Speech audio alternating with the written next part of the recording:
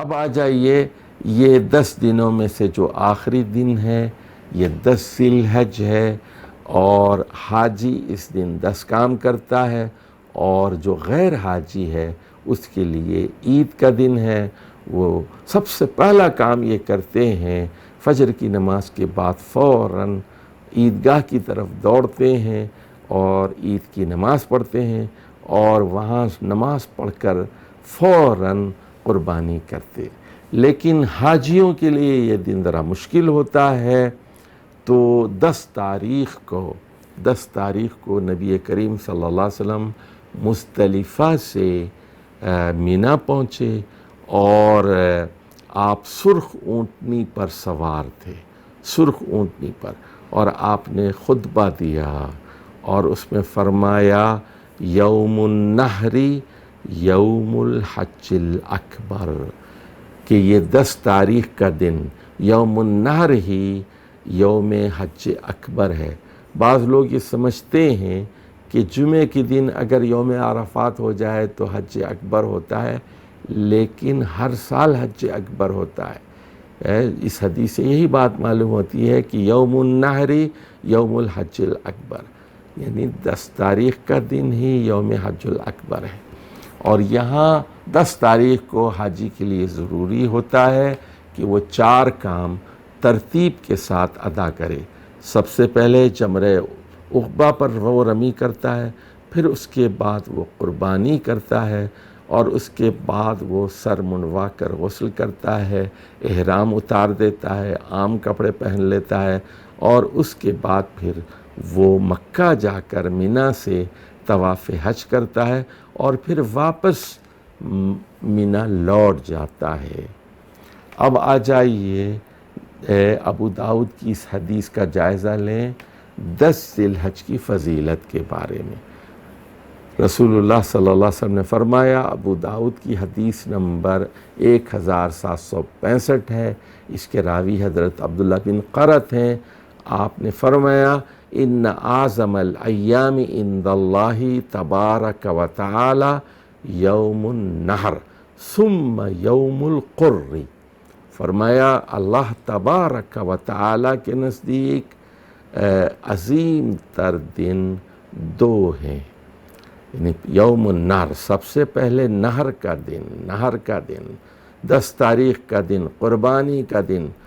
ثم یوم القر، اور اس کے بعد دوسرا یوم القر ہے، یعنی 11 ذی الحج کا دن۔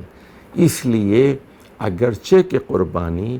10، 11، 12 کو بھی کی جا سکتی ہے اور 13 کو بھی کی جا سکتی ہے،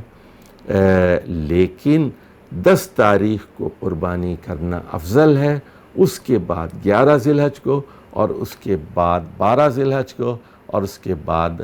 13 ذی الحج کو۔ اب ایک اہم بات ذرا یہ سمجھ لیجئے کہ ان 10 دنوں میں بال اور ناخن نہ کاٹے جائیں، تو چاہے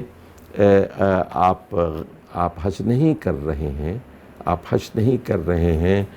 اور 29 ذوالقعدہ ہے، 11ویں مہینے کے آخری دن ہے 29 تاریخ کو، اور 30 کا پتہ نہیں ہوتا کہ چاند نظر آئے یا نہ آئے، 29 ہی کو آپ کیجئے یہ کہ بال کٹوا لیجئے، ناخن کٹوا لیجئے اور جسم کی صفائی کر لیجئے، کیونکہ اگلے 10 دن تک آپ کو نہ بال کٹوانے ہیں اور نہ ناخن۔ صحیح مسلم کی حدیث ہے، حدیث نمبر 5117، اور اس کی راویہ حضرت ام المومنین ام سلمہ رضی اللہ تعالی عنہا ہے۔ نبی کریم صلی اللہ علیہ وسلم نے فرمایا اذا دخلت العشر واراد احدکم ان یضحی فلا یمس من شعرہ وبشرہ شیئا، تو فرمایا کہ جب عشرہ ذوالحجہ داخل ہو جائے اور تم میں سے کوئی ایک آدمی قربانی کرنا چاہتا ہے تو وہ اپنے بالوں کو ہاتھ نہ لگائے اور اپنے ناخن نہ کاٹے۔ تو یعنی یکم ذی الحج سے لے کر قربانی تک، قربانی کے بعد آپ اپنے بال بھی کٹوا سکتے ہیں اور اپنے ناخن بھی کاٹ سکتے ہیں، لیکن ان 10 دنوں میں بال اور ناخن نہیں کاٹنا چاہیے۔ تو اس لیے بہتر ہے کہ 29 تاریخ ہی کو آپ یہ تیاری کر لیں۔ اور تو اب سوال یہ ہے کہ ان 10 دنوں میں بال نہیں کٹانا چاہیے اور ناخن نہیں کٹانا چاہیے، تو اس کا فقہی حکم کیا ہے؟ تو حنابلہ کہتے ہیں، امام احمد بن حنبل